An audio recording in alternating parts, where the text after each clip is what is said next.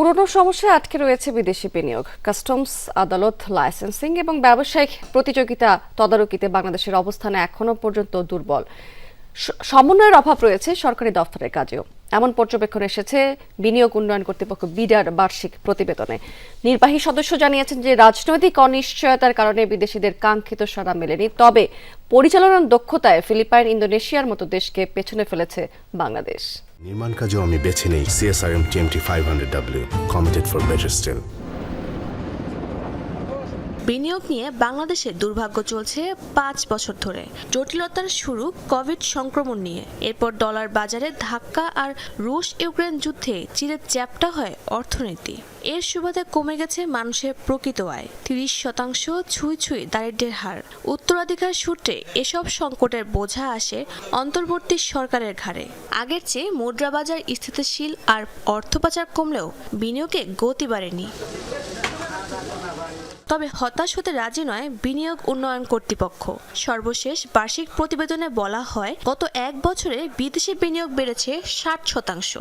বিদেশি ও যৌথ বিনিয়োগ মিলিয়ে প্রস্তাব এসেছে 161টি। বিনিয়োগকারীদের আগ্রহের শীর্ষে পোশাক, বিদ্যুৎ ও ব্যাংক। তবে সবচেয়ে বেশি বিনিয়োগ এসেছে রাসায়নিক খাতে। সরাসরি বিদেশি বিনিয়োগ বা FDI ফ্লোতে সবচেয়ে এগিয়ে নেদারল্যান্ড, যুক্তরাজ্য ও চীন। পুরনো বিদেশি বিনিয়োগকারী যারা আছেন তাদের একটা কনফিডেন্সের নিঃসন্দেহে এখানে একটা চিত্র পাওয়া যায়, কিন্তু নতুন করে বিনিয়োগ আসার ক্ষেত্রে এখনো পর্যন্ত কোনো বড় ইতিবাচক পরিবর্তন ঘটে নাই। এই অর্থ বছরই আসলে একটা পিরিয়ডে আমাদের এখানে প্রোটেস্ট বা আমাদের আনরেস্ট ছিল গত বছরের অগাস্ট সেপ্টেম্বর পিরিয়ডে। সো এই আনরেস্ট থাকার পরেও যে ফুল ইয়ারে আসলে আমরা পজিটিভ মোমেন্টামে আছি, সেটা আমাদের জন্য ভালো সাইন। গ্লোবালি যেখানে FDI এর পরিমাণ বা ইকুইটি ইনভেস্টমেন্টের পরিমাণ কমছে, সেটার একটি অবশ্যই ইম্প্যাক্ট বাংলাদেশের উপর আছে।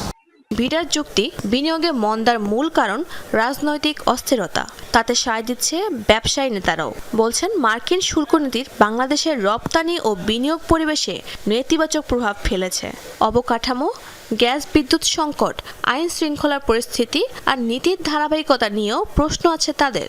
উইদাউট আ ম্যান্ডেট যদি গভর্নমেন্ট থাকে, বিদেশিরা কিন্তু ডিসকমফোর্ট ফিল করে। দেশীয় ইনভেস্টার্স আছে, তাদের যদি প্রবলেম সলভ না হয়, আপনি এটা সলভ না করে বিদেশিদেরকে ডাক দিলে তো এটা কোনো সময় হবে না। বিনিয়োগ টানতে শুরু থেকেই মরিয়া ছিল অন্তর্বর্তী সরকার। সর্বশেষ বিনিয়োগ সামিটে অংশ নেয় দেশ বিদেশের 3,500 প্রতিনিধি। গঠন হয় $7.5 কোটি ফান্ড, সাথে 71,000 আবেদন নিষ্পত্তি আর অনস্টপ সার্ভিস সেন্টারে সেবার সমস্যার কথা বলছেন বিডা। কিন্তু এসব উদ্যোগ কি যথেষ্ট? ওয়ান স্টপ সার্ভিসের আমি একটি ব্যর্থতা বলবো যে আসলে কার্যক্রমের সুফলটা আমরা ভাবে পাইনি। কারণ আসলে অনেকাংশে দেখা গিয়েছে ওয়ান স্টপ সার্ভিসে একটি বিডার বাইরের সার্ভিস থাকার পরেও তারা তাদের নিজেদের অনলাইন সেবাটা চালু রেখেছে। LDC গ্রাজুয়েশন পরবর্তী চ্যালেঞ্জ মোকাবিলায় কৃষি প্রক্রিয়াকরণ, পাট ও IT খাতে বাড়তি গুরুত্ব দেওয়ার পক্ষে বিডা। শাহজিন অন্তরা, যমুনা নিউজ।